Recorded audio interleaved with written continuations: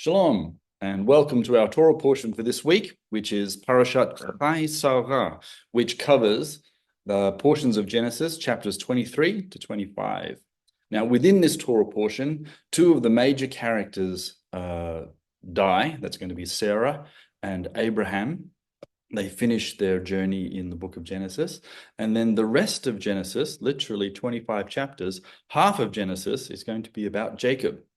So actually, the book of Genesis is largely concerned with Jacob and his 12 sons and the 12 sons of Israel. All the background to the story is essentially being encapsulated in the first 25 chapters and ends with this portion.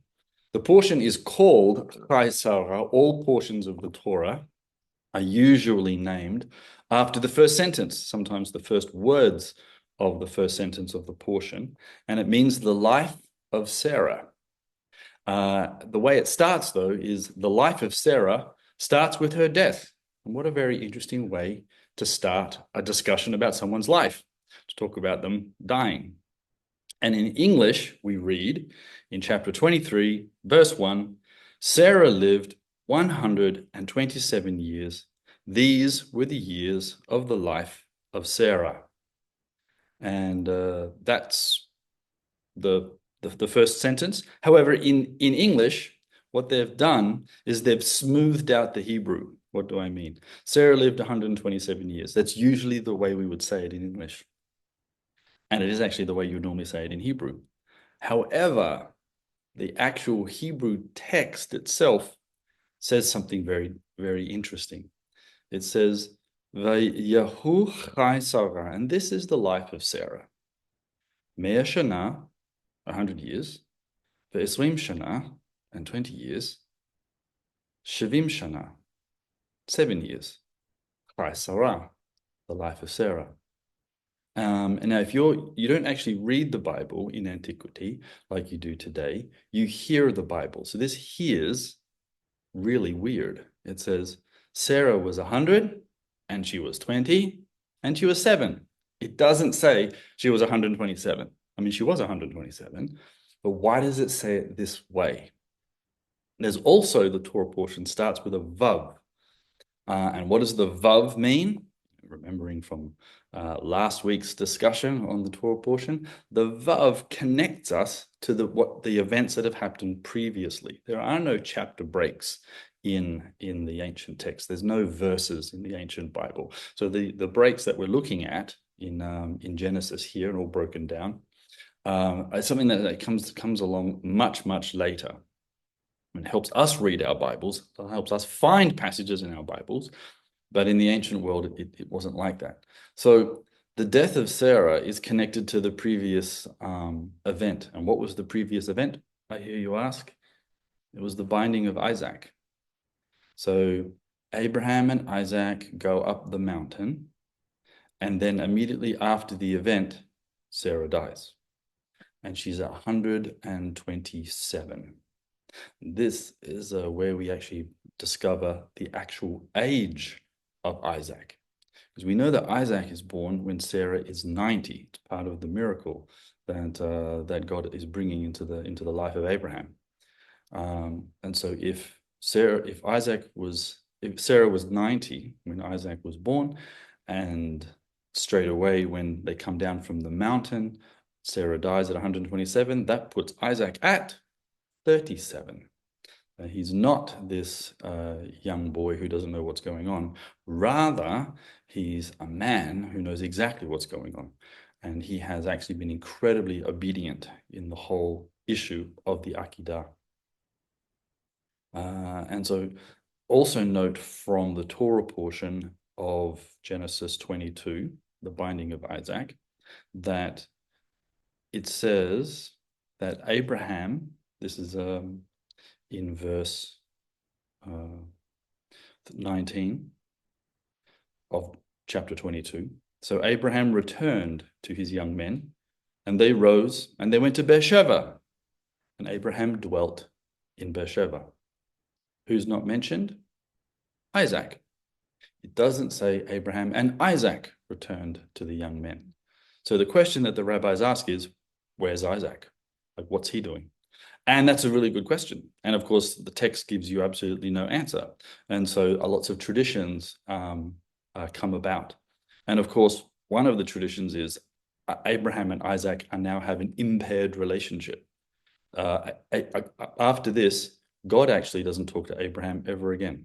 Okay, in this Torah portion of Chayei Sara, God doesn't speak at all, and he doesn't talk to Abraham. That doesn't say he didn't. It just means the text doesn't reflect any conversation. So the rabbis note this and say, okay, there's something going wrong. And they also note that Isaac doesn't talk to his father ever again. And of course, now we do have an impaired relationship. Why? Because Abraham tried to kill Isaac. And Isaac is thinking, okay, that's kind of weird. Our relationship is not exactly 100% the same. Still my father. I'm still going to respect you, but I'm going to go live over here and you're going to go live over there. So all kinds of things are impaired. And when Abraham comes back, he doesn't go to be with Sarah. He actually goes to Beersheba. Sarah dies. And the Jewish sages say that she actually thought that Abraham had actually done the deed. She wasn't on the mountain. She doesn't know what happened. There is no report that comes to her in the text. So they sort of say this is the reason why she actually died. In verse 2 of 23, she dies in Kiryat Arba, that is Hebron. So she dies in what's called the village of the four. Who are the four? I hear you ask. It'll be answered in a minute. In the land of Canaan. And Abraham came to mourn for Sarah and to weep for her. So he wasn't there at the time. He had to make a journey. Where from? He was from Beersheba. They also had an unfortunate impaired relationship. But why does it say she lived 100 years, then 20 years, then 7 years? And there's no explanation in the text. So the sages have a little think, a ponder, and they have lots of different reasons. But one of the ones I would like to just bring to the table is the death of Sarah is called the life of Sarah, meaning live a full life. Sarah lived every day. Every day. Carpe diem, seize the day. She didn't just go through life and go through the motions. She lived a full life. And what did she live? She lived 100 years, 20 years, and 7 years. Why the declensions? Why the separation? Because they say when she was 100, she was like as if she was 20 in beauty. When she was 20, she had the wisdom as though she was 100. And when she was 100, she had the purity as though she was only 7 and innocent. So they play around with these numbers, saying she is a fantastic matriarch. She's a great example for our daughters, and live life to the fullest. Abraham then requests to actually purchase property. So what actually occurs in this Torah portion is the very first land purchase that's recorded in antiquity. This is the first title deed you're ever going to get in an ancient manuscript, and it's the purchase of land inside Canaan. Okay, the cave of the Machpelah, which you can still visit in Hebron. And he buys it. He's going to buy from a guy called Ephon the Hittite, which is going to be an interesting thought. You've actually got Hittites living, which are used to live in the, or their empire was around Asia Minor, modern day Turkey. But people had migrated and there was a bit of a blend. People had moved, and a Hittite was living inside the land of Canaan. He owned land, and Abraham would like to purchase a place to bury his lady. And it's also going to be the place where eventually he is also buried, and so is Jacob and Leah or Sarah. So it's called the village of the four, Kiryat Arba. Who are the four? And it's Abraham, Sarah, Isaac, and Jacob, who are buried in the Machpelah, which you can still go and see their tombs to this day. So Abraham says in verse 3, so Abraham has come to mourn for Sarah. Notice who doesn't come to mourn for Sarah. Isaac. Isaac doesn't show up. Why is Isaac not showing up to his mother's funeral? the sages would ask. They're sort of kind of reading this. I actually read this in several ways. One is that he's living away from Abraham. There is an impaired relationship, which will be restored later. And the other tradition is that actually he died and that he was resurrected. And this brings up this whole idea of the resurrection of the sacrifice. And so while the text does not say, okay, don't say out of my lips, Aaron says Isaac died. No, the sages are looking at the Bible and they go, why is Isaac not there? Well, because he hasn't been resurrected yet. And the book of Hebrews, when it goes through the list of heroes, will say that Isaac, and then it'll put it in parentheses, was figuratively dead. It knows of a tradition called the Ashes of Isaac. You can Google it if you like, the Ashes of Isaac, and it will give you this Jewish tradition which actually describes the resurrection of Isaac. You go, oh, that's wonderful. We've got the resurrection thing. However, the Bible does not actually say that he killed Isaac. It's just an exegetical tradition looking at the text, trying to explain why is Isaac not present at his mother's funeral. So Abraham wants to bury his dead, and he says in verse 4, I am a foreigner, I am a stranger, and I am a visitor among you. So the sages sort of read this. This is one of the tensions that we now find in the Bible, and Jewish people love tension. They love, on one hand it says this, and on one hand it says that. Which one's true? Both. And it's up to us to figure out how we hold things in tension. What's the tension? Abraham is a foreigner and he's a visitor. Or as some t-shirts say, I'm just visiting this planet. Okay, I'm just journeying through. And on one hand, we have that understanding that this world is not our final resting place. We eventually will leave this world and we will go to the world to come. So on one hand, yes, we are all passing through. Yet, Abraham's going to purchase property. If you're just passing through, why bother owning land, starting a country, trying to improve your borders, trying to improve your economy? What's the point? And so on one hand, yes, we understand, Lord, I'm just going through this land. I won't get too attached to things and to property and to the problems of this life, particularly evil and suffering. But on the other hand, what does God say to Adam? Subdue the earth. Conquer it, build, grow, be fruitful, multiply. The world is good. I made the world, so expand, do stuff. And so on one hand, I'm just a visitor. On the other hand, please let me buy some property. And you get the first title deed, which is the cave of Ephron the Hittite. So what happens now with Isaac? Well, in chapter 24, Abraham decides to find a wife for Isaac. And Isaac's not mentioned. There's no conversation. Abraham hasn't turned to Isaac and said, it's time actually you got married, son. Very sorry for what happened on the mountain. You know, I was just obeying God. You're okay with me, right? He's going to find a bride. Eliezer is his servant, Eliezer of Damascus. And he's going to go back to Haran, where he's going to find some family. And Abraham's going to keep this within the tribe. And he's going to get Rebecca. And so there's this story of Eliezer going and finding a well. Lots of things happen at wells in the Bible, you might notice. Okay, Abraham and Avimelech make a deal around a well, which ends up with the name Be'er Sheva, the well of the oath. A bride for Isaac is found at a well. Moses is going to find his bride around a well. Jesus is going to meet the Samaritan woman around a well. Everybody's building wells. Things happen around wells and water and the idea of having to dig deep to find life and sustenance, etc. And God provides. You have to dig, but God provides the water. So there's that idea of partnership. But what I wanted to describe is while Abraham is off finding a wife for Isaac, the sages go, so what's Isaac doing? I hear you ask.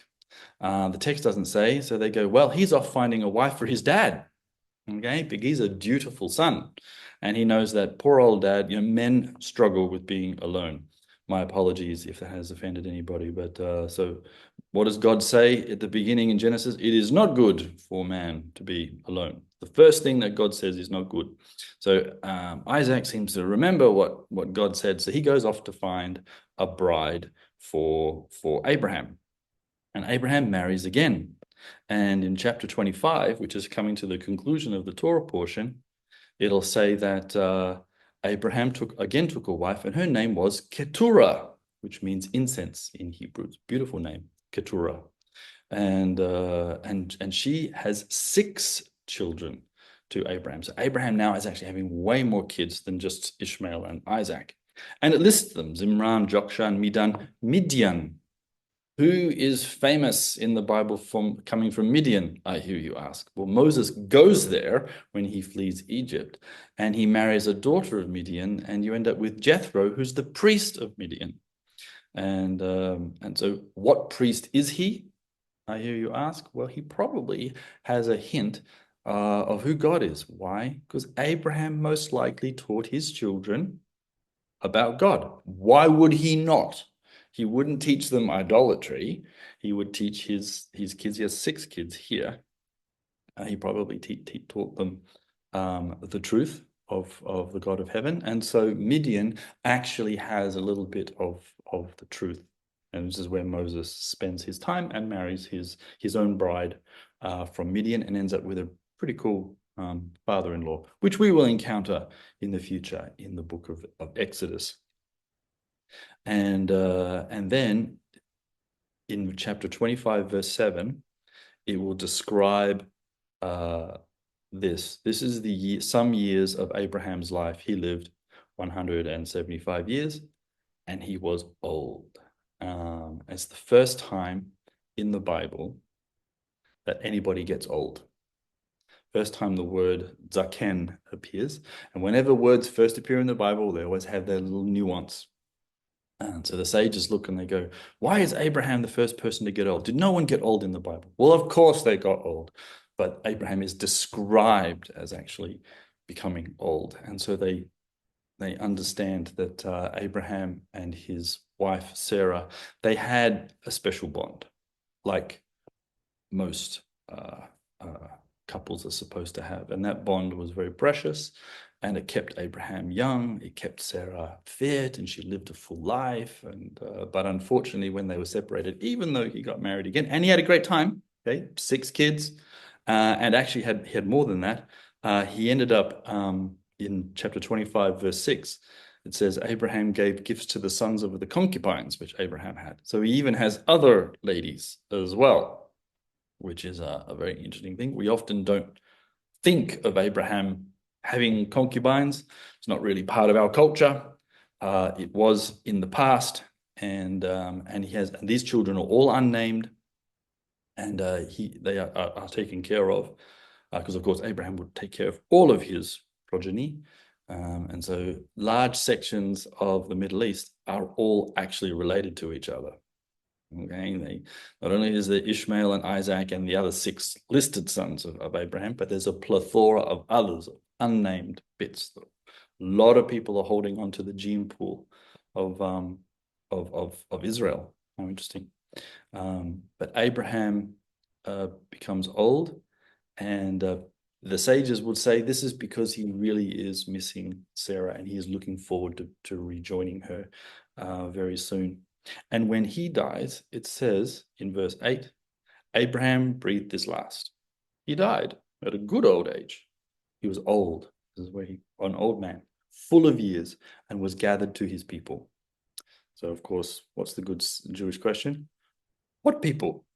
He hasn't created the people yet. We're doing it. He's like the first one. So who exactly is he being gathered to? They ask.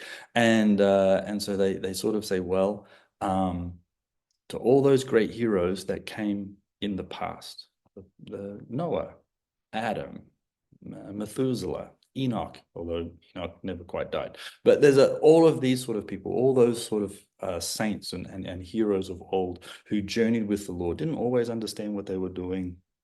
They were faithful. Sometimes they didn't always have a rest. Abraham's life was one of travel. Remember, lech lecha, go to yourself. Discover who you are along the journey. And along the way, Abraham does indeed do that. And when he's gathered to all of those people. And we get to join that. That's part of the joy of in the New Testament, where it says we're grafted in to that commonwealth of Israel. We join in all of the prophets, all of the blessings, all of the promises, the gift of the Messiah, the mercy that God gives to the entire world. And that's all part of who we are as believers in the Messiah. He's gathered to his people. And his sons, Isaac and Ishmael, come.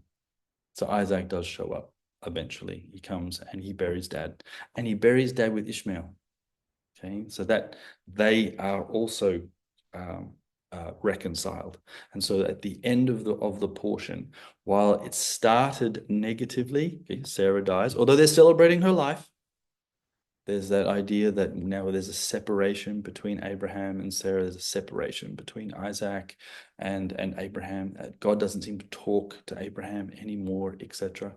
That doesn't say he didn't. But there's at the end of the portion, everything is made new. Everything is reconciled. There is a very powerful tradition in Judaism, as it is in the Christian tradition, which is inherited, this Jewish tradition, that in the end, everything is reconciled. In the end, there are no more tears. In the end, everything that was crooked is straight. Everything that was wrong is right. Everything that was dark is light. And it's the messianic age. So Isaac and Ishmael come together. They don't argue. They don't quarrel. They don't try and one up each other. But they together bury Abraham with his wife Sarah, not Keturah, interestingly enough. And they rename where it is. They rename that this is, they did so in verse 9 of chapter 25. His sons Isaac and Ishmael buried him in the cave of Machpelah, which is before Mamre, who's a person, not necessarily a place, in the field of Ephron of Zohar, which means light, by the way, the Hittite, and which Abraham purchased from the sons of Chet. And that's where Abraham ends his journey, and then Isaac goes and dwells a little bit later at Be'er Lachai Roi, and his journey will pick up. Isaac has only a very brief mention in the scriptures. He never changes name. Like Abraham changes his name, Jacob's going to change his name. Lots of people change their names as part of the journey. But Isaac never changes his name. He never leaves the land of Israel. He never gets into trouble. He marries one wife, stays faithful to her. Doesn't quite work out with his two sons, Jacob and Esau, but we'll study that as we go through the next portion where Jacob picks up the story for the next 25 chapters in the book of Genesis. So what does this portion make us think about? Makes us think about the journey that we're on, that we're walking through this life. But at the same time, we are meant to be salt and light here. We're not meant to think that the world is evil and God hates it. No, God so loved the world that he gave his only son. We're part of the story, but at the same time, there's always that remez, that hint that there's something better. There's a hope that's coming, a vision for the future. And that truly we are strangers in a strange land. There's also this idea that live life to the fullest. Don't just sit down and just get through every day. If that's what's happening to us, that's not right. That's not the life that God wants to have for his people. Live a full life. Sarah lived a full life. And when she was 100, she was like she was 20. Okay. And when she was 20, she had the wisdom as though she was 100. And that's the sort of model that we're trying to look for.